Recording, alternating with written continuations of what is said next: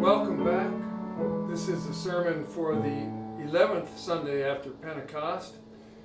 And I'm pretty sure I've mentioned this before because it's kind of a spiritual haunting of mine, a profound memory that seems too odd really to be true. And so sometimes I wonder if it was just a dream.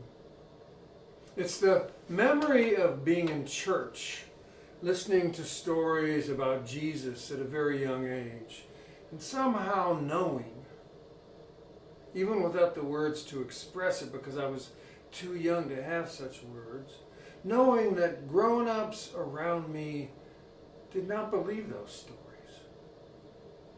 Sitting there in that little Tudor-style Episcopal church, a kind of British country chapel nestled next to a McDonald's in downtown Muncie, Indiana, I knew that the adults listening to those stories were just being polite.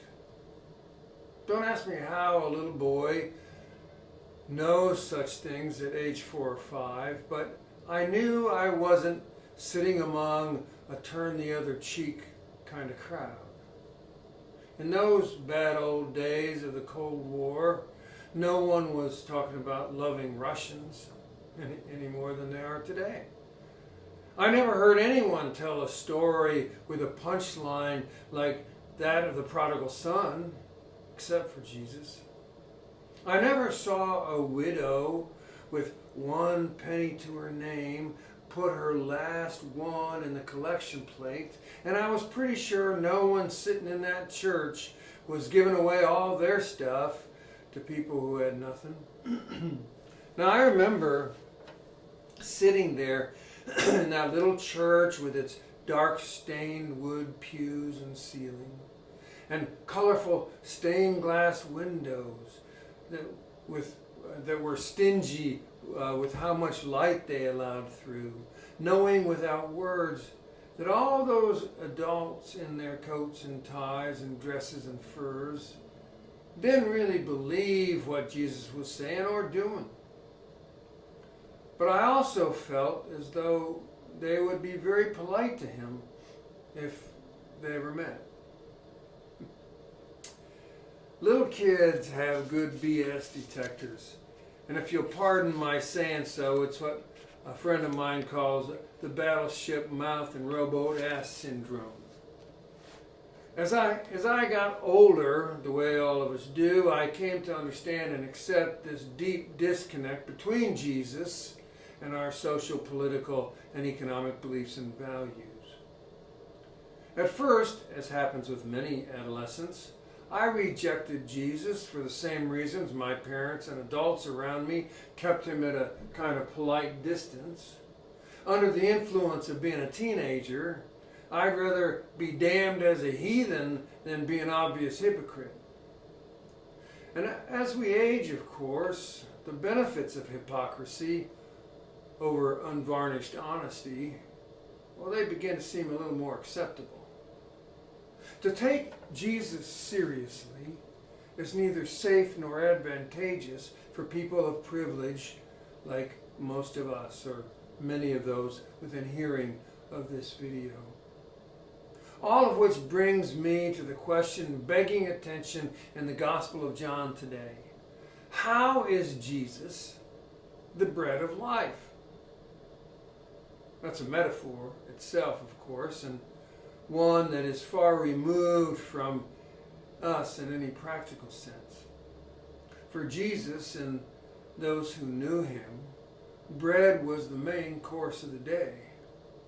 Bread, like rice throughout Asia, is what kept those people going. But for people of affluence in many parts of the world today, bread just makes a sandwich. Bread is not the main thing, but a sort of little napkin on the side that we nibble. Jesus' bread meant that he was to be the primary staple, the main source of calories.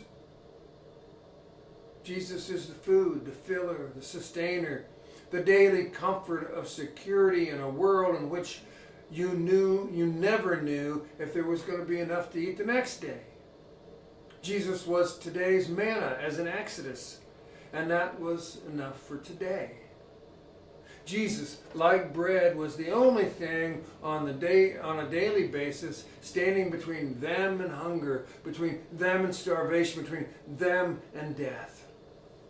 That's what John is declaring when he has Jesus say that he, Jesus, is the bread of life. But most of us don't really believe that, either about Jesus or about bread. We have no experience of it unless we went through a disaster or some other enormous but unusual sudden deprivation or hazard. And by the way, that's how we know we're privileged.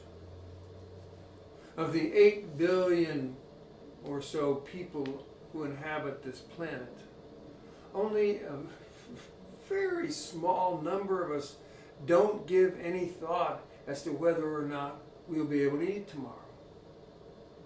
Some of us may have had to worry about such things at one point in our lives, but it is likely a distant memory now. In the U.S., the median income is about $44,000, with the average household income of about $89,000.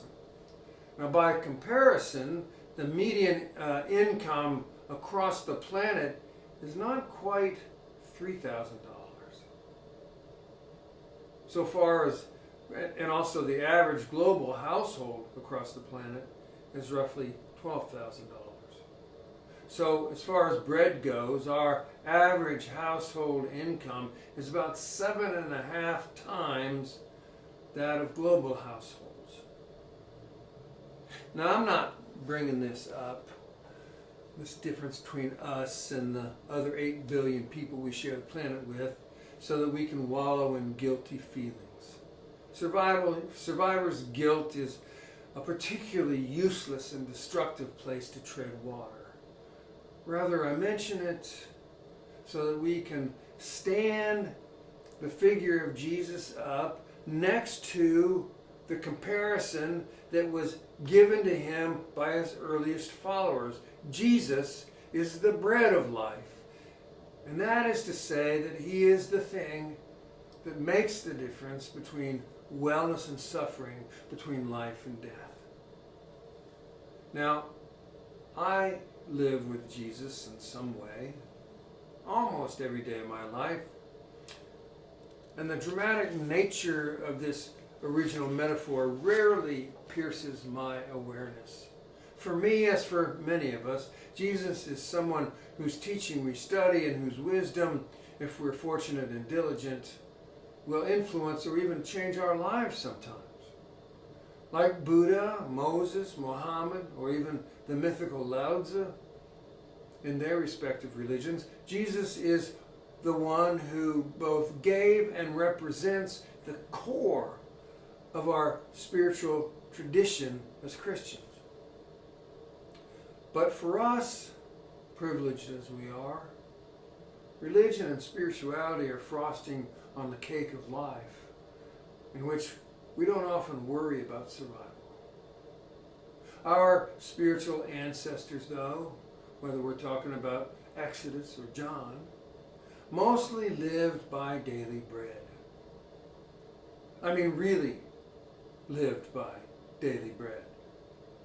While you and I can appreciate Jesus from a historical distance, we certainly do not live and die by him.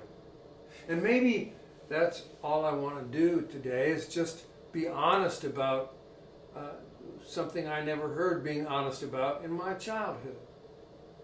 Maybe all we can do is notice the difference between us and them. Us now, them then. Maybe we can only just put it out that Jesus could be the bread of life if we were that hungry or that needy or that desperate. But we have lots of food and shelter and security, so he is a comforting curiosity that we do not really understand or fully appreciate. For us, as the bread of life, Jesus is an opportunity waiting to happen. Now, don't get me wrong, I do believe on one level that Jesus is the bread of life, or can be the bread of life, just like his early associates claimed.